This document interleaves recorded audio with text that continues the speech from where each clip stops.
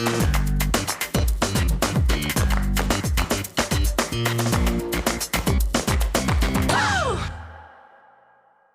Tuesday afternoon, everybody. Welcome to yet another episode of Great Quarter Gals. This is the Female in Freight show where we focus on all things ladies in leadership, freight tech, and really exciting things that are coming in the world of freight right now. We've got a really great episode on the way, getting into Parade and kind of what they're doing in the space, where we're talking a little bit more about collaborative efforts instead of the traditional competition that we see that's so cutthroat when it comes to freight tech. So of course, you know me, I'm Kaylee Nix. We've got my co-host Grace Sharkey here. And Grace, we just have to talk about this. You've got the blue hair back, and I'm just gonna let them pop you up because holy cow, it's bright blue. This is like true FreightWaves blue, and it looks awesome. You know, it's funny. I just waved at you and I realized that like my hand is still quite blue. So, so let's talk about it. Last time you dyed your hair, it was for St. Christopher Truckers Relief Fund. I was doing the fundraiser with you. Didn't quite hit that fundraising goal, but that's okay. We still made a really great effort for that fund. What's the why behind this bright color? I will say it started as a personal why because my blonde was coming out. Why not fill it with blue? I love my employer. I love FreightWaves. I'm going to one of our first in-person events that a couple of the editorial staff is going to. So I thought, what a great way to meet the trucking community than with bright blue, vibrant hair, right? FreightWaves blue, so you know exactly what I'm here for and what I'm doing. And then it turned into, I had a really great conversation with Shannon from the St. Christopher's Truckers Fund, and we talked about the last time, like you said, when we were raising money and a lot of the stuff they're putting on over at Matt's over the next couple of days. And I decided, you know what, I'm going to dye my hair blue. And when people come up to me and tell me, hey, it looks cool, or hey, that looks insane, maybe I'll get some negative feedback, but I'm going to route them over to their table to make sure that they either donate or go into their silent auction and just give St. Christopher's a really great review of what they've done for the trucking industry, especially a couple of their programs. For instance, Rigs Without SIGs is one of my favorite programs out there for drivers. So really passionate, decided why not just mix both into this. I love it. And of course, we've got to give that huge shout out to Shannon and everybody at St. Christopher for the work that they do. But I feel like we've also got to give a shout out to our CEO and founder, Craig Fuller here, right? When I told him last fall, I was like, hey, Craig, I wouldn't dye my hair blue. I was expecting like well, maybe, only if this happens. And he was like, go for it. Like, dye your hair pink, dye your hair purple, whatever. And I think that really speaks to not only the culture of like FreightWaves, but the culture of kind of corporate America right now. It's like, it doesn't matter what you look like. It doesn't matter if your hair is colored. It doesn't matter if you don't have hair. You don't have to conform to a standard to be perceived as professional anymore, which I think is incredibly awesome. Oh, 100%. I mean, that was Craig's reaction to when you were doing this late last year, was part of the reason I wanted to do it. How many employers actually encourage that type of behavior? And I think it speaks to this type of media as well, right? Like we're so authentic in what we're reporting in and what we're passionate about. Why not show our true authentic selves with the hair color that we want to wear as well? So you're heading to Mid-America Trucking Show, and as you mentioned, we've got a couple of other editorial staff there. John Kingston's going to be there. I believe Clarissa Haas is going to be there covering as well. What are you most excited to see from this expo? Well, number one, there's going to be a lot of trucks. They have the light show, I believe, Thursday night, if not Friday night, which is really going to be great to see. I love walking around and talking to the drivers about their trucks because, I come from this brokerage space where a lot of times when a driver makes an impression on you, it's usually because of bad behavior. And then you go to these events and it's just like a whole different culture when it comes to truck drivers and what they're passionate about. These guys put a lot of money into their rigs, a lot of time, a lot of cleaning, a lot of effort into what these beautiful trucks look like. So it's just really cool to like talk with them one-on-one and figure out, why they chose the color scheme or why they chose certain lights. So that I'm just going to be really excited for. And then it is an interesting convention because there are a big mix of big shippers, enterprise shippers, along with logistics providers and technology companies. So it is going to be cool to see what some of these like large manufacturers have on their mind, especially when we talk about infrastructure and construction coming up, like what exactly they're looking for in capacity partners in general. So my goal is to really walk around and make relationships and get some new fresh faces for FreightWaves content in the future. And of course, the Sirius show as well. Fill up some holes in our content there and get an interesting look into the truck driver space a little bit more. And we can touch on that SiriusXM show that you have taken over and revamped a little bit at the end of this episode. We'll kind of tease it out for today. But before we get into our live guest today, I want to talk a little bit about this freight tech story that you just wrote super quickly, talking about Aircon and its freight people building tech, which I think leads really well into the discussion that we're going to have with our guest today. So give us just a quick little shout out about that story and where people can find it. Yeah, so the founders of Aircon together have about 46 years of experience. Chris Condon, the CEO of Aircon alone, has 26 years. And they spent a lot of time in the air freight cargo arena, and always felt just like most of the modes that we see in transportation, that it was really lacking in systems and structures that would ultimately bring rates down, but also eliminate risk, make it easier for shippers to hit their on-time deliveries with their customers. So what they did is they started creating this proprietary software about 2 years ago, and it's up and working now. They have, I believe, $50 million in exports that they're working with right now. Wouldn't give the number of companies. I might have been close to 5 or 6, but in general, what they do is, I mean, it's much like you see with the truckload side of things. They use these shared gateways between various cargo providers, and the company will buy large contracted space within these gateways, and then we'll use their customers' cargo to fill in those spots when it's best to move them. So, like I said, it resembles a lot of the consolidated trucking that we've talked about before. What I thought was really interesting, though, is that he was explaining to me that right now, air cargo providers are having this issue where, in order to make sure that capacity is secured, shippers are actually overbooking space. So even if they don't have a shipment coming, but they feel like they might, they'll book this space and then they get charged for it, whether or not they use it.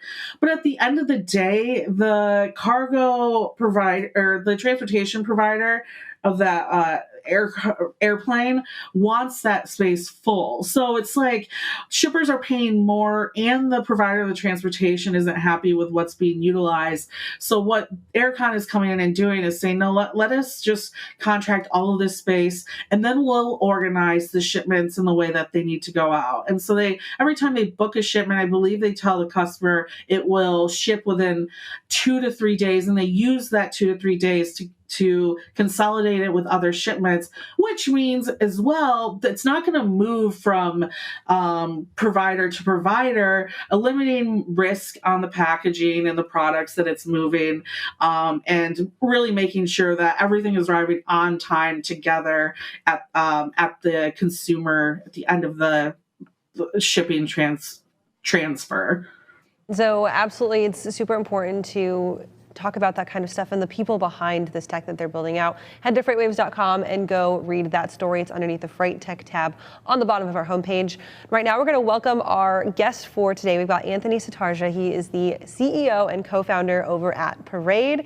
And Anthony, first things first, thank you for being here, and thank you for being a fan of the show. I know Grace has talked a lot about how much you like this content that we're putting out, and so we've just got to give you a big shout out for being a fan.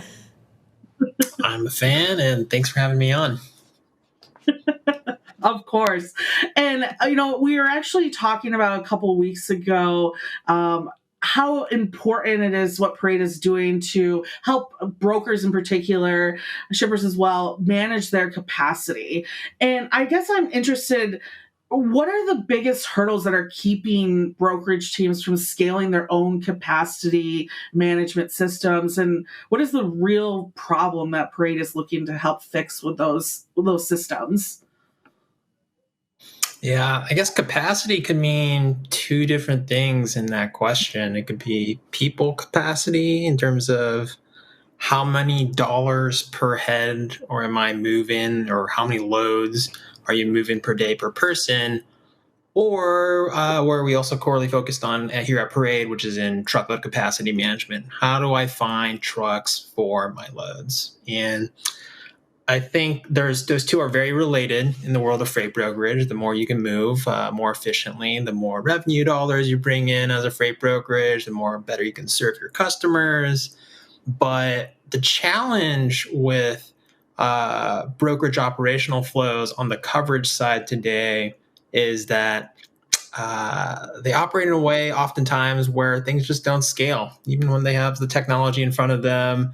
You see, and Grace, you having coming from the brokerage realm, there's sticky notes out on the desks. There's notepads there. People are jotting down the key lanes that they heard that the last driver told them, and so the challenge is that we have a lot of processes that are ad hoc. And that's because this is such a relationship driven, conversational driven business. And that's what's made things hum. How do we make things hum at scale, though? And so here at Parade, where we really focus on is in managing a broker's truckload capacity and how they go find trucks for their loads. What tools do you need to collaborate in real time? What tools do you need to store all that carrier data in real time and have it constantly evolve so that it's not just on Grace's notebook over there or Anthony's notebook over here, so that we can just bring real-time collaboration in? And that's a really overused, overloaded word, but at the same time is the crux of the solution of how do you enable scale for capacity, as technology will help bring these processes, tame the data, tame the carrier data in one place. And I think another part of this is also the best in class technologies will have to incorporate a lot of the best in class processes that the top tier brokerage firms out there have really come to be accustomed to. So part of it is a technology problem, but in our lens, when it comes to scale, it's also a process problem too. I think in our last show, you talked about the split model and becoming the way of the future. Well, not all brokerages operate that way. And so how do you help them really shift into that gear really easily? And technology should make it really easy to change different process workflows and bring in best in class processes into simple, easy to use UIs. And so I think it starts with technology. It's a process problem, but they're all related. So, Anthony, I've got a broker boyfriend, and he's got like 3 big shipper clients that send him a ton of freight, some high dollar freight and stuff that they need really good strategy for. And there's some days where I watch him like plan it out and everything's great and it's cherry. And then there's some days where he's using this just post and cover method, scrolling it down in the notebook, as you mentioned.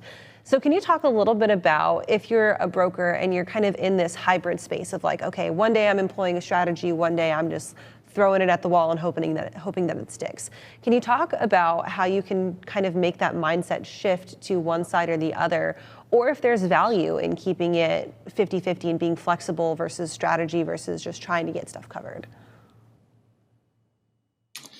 Getting freight covered in our minds here requires 4 different characteristics, and it's different for every broker's book of business. But it kind of boils down to what level of trust and safety do I need from the carrier? Mm-hmm.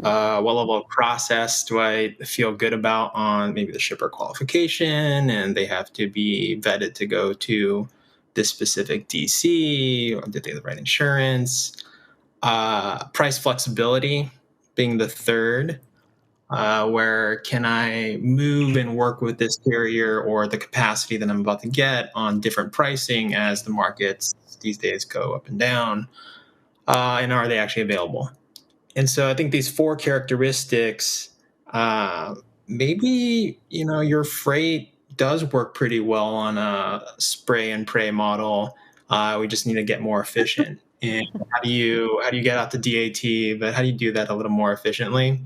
I think the way we think about that here is that there's three levers to play with. One, you could choose your customers wisely, and that narrows what types of customers you might serve, but that flexes on maybe some don't care about safety. Maybe some of your customers do care a lot more about safety and how you choose to run your business there. Driving quality with your carrier base, though, is what we here at Parade really focus on in terms of, all right, if you can't control what customers you have, what you can't control is driving towards more reuse with certain types of carriers. And for certain lanes and certain customers, how do you drive more safety processes in checking through the right carriers and understanding what locations they like to run, what they like to do, how do we constantly profile all the data about those carriers. And that can also be done with manual processes, but our hope is that with our technology, we can drive towards more carrier reuse. And I think the last piece is the last lever to play with is just getting more efficient in all four of these characteristics. All right, how do I assess trust really quickly? How do I assess the process in place to enable the shipper qualification to go very smoothly? How do I adjust rates with my core carriers and moving up and down on the pricing as gas is crazy right now? I know they're hurting. How do we, come to a mutual compromise with my end customer too to help drive towards a realistic pricing where everyone's winning? And so I think those again can be process driven, but if you can leverage technology in a way that plugs into every single one of those business processes and helps just make it a little bit easier, maybe that RMIS check can happen automatically on some of these inbound quotes coming in from carriers and not having to then look it up manually and find that right carrier faster. We think that a solution should be able to, there's going to be all types of those types of businesses, and it's very customer driven as well, or the broker's customer driven as well. Hopefully varying these different degrees of characteristics and the technology and processes that a brokerage has can really make the most of it in driving towards what ends up being best for that broker.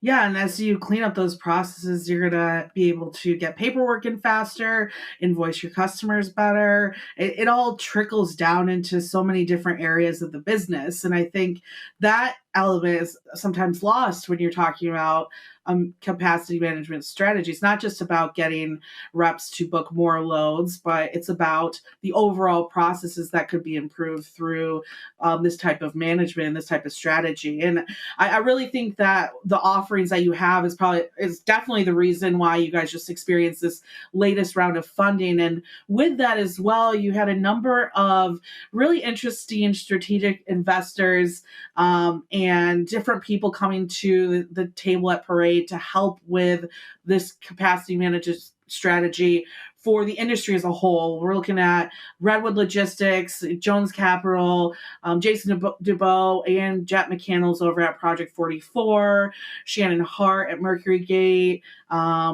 Zach Fredericks from Load Smart, Eric Rempel, right, from Redwood.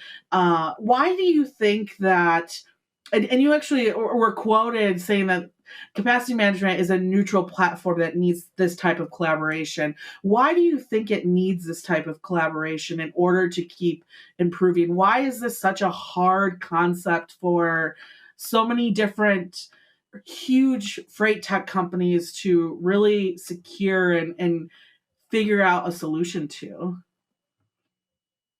Yeah, I think that that quote is in context of both from a freight tech partnership standpoint, and I can talk more about that in a second, but also just from a freight brokerage standpoint, where we like to think of ourselves much like the country of Switzerland. People around the world feel comfortable placing their capital in Switzerland. And I think we've historically done similar for freight brokerages and enabling them to host all of their capacity management execution on our platform. And that's because we've created a product, a company culture, in an environment that brokers can still, our customers compete vigorously against each other, yet they're all using this single platform that keeps their data safe as well. And so that is important to us. It's instilled in our culture as well to ensure that we have this neutral playing ground where everyone benefits from technology, but in a way that helps them better compete as well. I think, to your latter question, on the freight tech partners, we're super excited to have these folks join us on this journey, and primarily because they align with one or more of our values, where we're driving towards being really customer centric. And I think it takes building coalitions and uniting stakeholders across the industry to really bring what's best for our customers. What does the best in class visibility solution look like when integrated with a capacity management execution platform? And when you can find the truck, book the load, get it tied into visibility tracking, that's a great win for the brokerage and driving towards more digitization as we're looking to invent and challenge the status quo. And we know that we can't drive industry-wide change alone. We need our partners as well to help solve this end-to-end system for what brokerages need to go digital. Anthony, this 30 minutes with you has gone so quickly. So before we let you go today, I just want to ask really quickly about the value that having investors like this from outside companies in the freight tech industry brings to Parade, and the strength that it builds into your guys' scaffolding when that comes to attracting top tier talent or building out your offerings for your customers. Can you just touch on that really quickly? We're super excited for these strategic investors, as well as Menlo being our lead investor and our past round of funding. And that's really helping us carve out towards our vision here, where we want to help our customers achieve more digital freight. We want to enable our partners to have deeper connectivity. So how do we work better with our existing partners like DAT, like Keep Trucking, like Trucker Path, and all these different freight tech capacity networks out there. And lastly, we get very excited in bringing new capabilities to our customers and helping them go win more business, as for the first time, our customers have all their capacity data centralized in one place. And so we think that there's a huge opportunity in how do we help them connect that to winning spot business or some new RFP business. And so more to come from the Parade team to do that. We are growing aggressively as over the last 60 days here, we've doubled our team size. And so we're very excited to put the funds to use, and we're excited to embark on our journey here.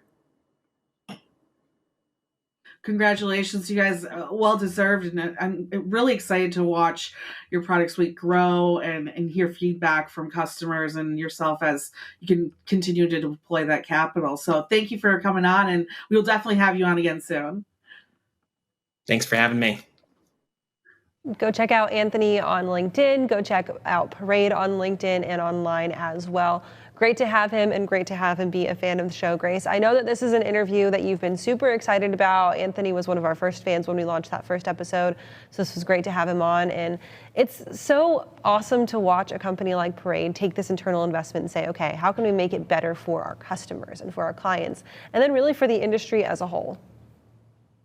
Yeah, and I've used the product. It's a really incredible product. It's very good at helping brokerages figure out how to scale and how to go from what your boyfriend is experiencing, kind of that just post and go strategy, to actually strategizing your capacity management system. So I was really excited to talk to him about that and have him on the show too. Grace, before we get out of here today, we got to touch on your brand new show on the Road Dog Network on SiriusXM, launching Drive Time. Here with us, bringing FreightWaves back to Sirius. Let's talk about it real quick.